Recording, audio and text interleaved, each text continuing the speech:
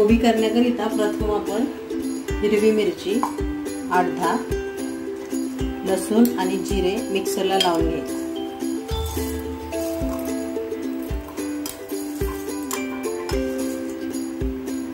त्यामध्येच भाजलेले शेंगदाणे टाकायचे।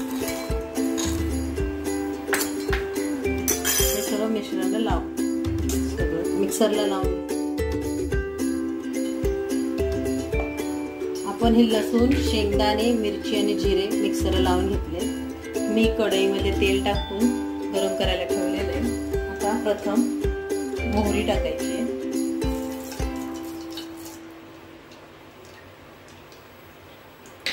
त्यानंतर कढीपत्त्याची पाने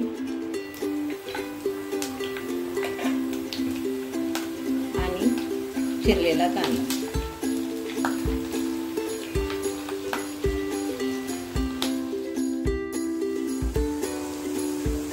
कांदा भाजून घेतल्यानंतर त्यामध्ये चिरलेला टोमॅटो टाकायचा आहे।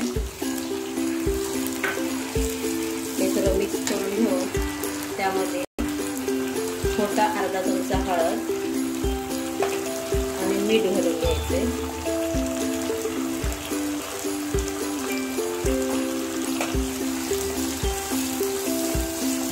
मीठ तुम्ही चवीनुसार घालायचे। त्यानंतर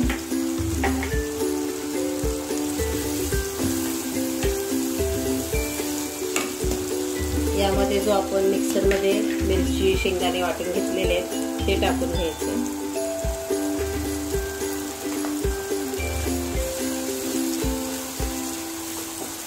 आणि हे सर्व व्यवस्थित भाजून घ्यायचे।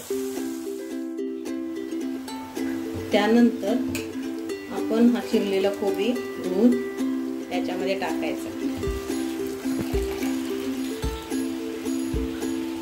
तसेच ही चण्याची डाळ 10 ते 15 मिनिटं मी भिजवलेली आहे, ती देखील टाकून घ्यायची।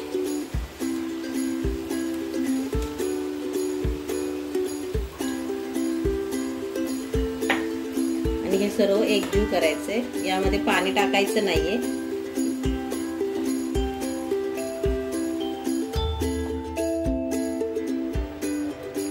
आपण हे सर्व भाजी मिक्स करून घेतलेलं आहे। आता याच्यावर 10 मिनिटं झाकण ठेवून घ्यायचंय आणि शिजवून घ्यायची।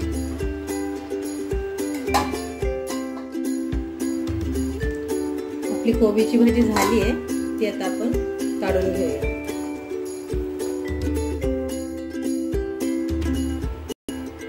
आपली कोबीची भाजी तयार झाली आहे। माझी रेसिपी तुम्हाला आवडली असल्यास लाईक करा, शेअर करा आणि सबस्क्राईब करा। थँक्यू।